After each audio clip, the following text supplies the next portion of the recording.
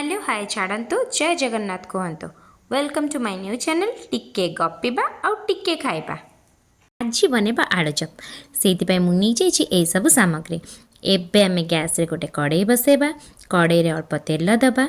तेल गरम होला परे सेथिरे पकेबा जीरा कला जीरा ता संग को अल्प किछि पियाज। पियाज को भल भाबरे भाजी नबा। सेथिरे पकेइदबा अल्प किछि अदा रसुण रो छेचा। अदा रसुण छेचा पकईकि ताको भी भल भाव भाजी नबा। अदा रसुण भाजी हो गला परे सेथिरे पकेबा कटा कंचा लंका। एबे सबको भल भाव भाजी नहीं सेथिरे दबा अल्प किछि बादाम।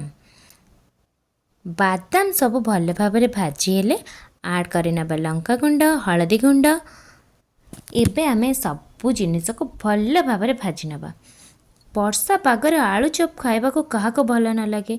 एबे हैदराबाद रे जेमिति वर्षा मु भाविली आलू चप टिके नहले केमिति हब। तेणु लगी पड़ली आलू चप बनइबारे। ए सब भितर देखंतु मु पूर्वर बनइथिबा मसला रे आलू गुड़िक पकईकि भल भाव कषि नहीं सारे। एबे पूर्व सिझे रखिथिबा मटर गुड़िक देदेली। ग्रीन मटर मटर सब ऐड कर सारिकी इथे अल्प किछि धनिया पत्र देदेली। बास एबे बनेबा बेसन घोल।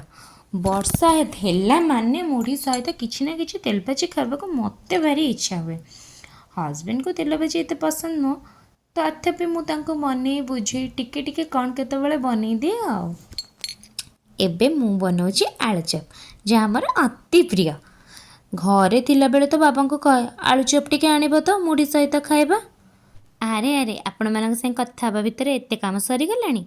एबे ताहले मु आलू रे जो बॉल बनईची ताको बेसन रे बुड़ेकी जल्दी जल्दी छाणीदेबा और सांग होइकी खाइबा।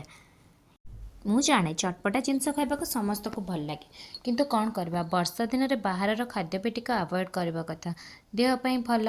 देखंतु मु आपनक संगे गपिला भितर एठी मो आलू चप हे गलानी आ मु तो कथा भूली जाइतले जे मो आलू चप छाणीबा को रखिछि। एबे आलू चप गुडाक प्लेट को बाहर करि नेबा। ये प्रस्तुत होगा आमर गर्मा गरम आलू चप। ताहले आउ डेरी कहीं आसतु मिसिकी आलू चप एंजॉय करबा। आपण को जदि मो कथा और मो रोसई भल लगी ताहले प्लीज लाइक शेयर और सब्सक्राइब करदेबे।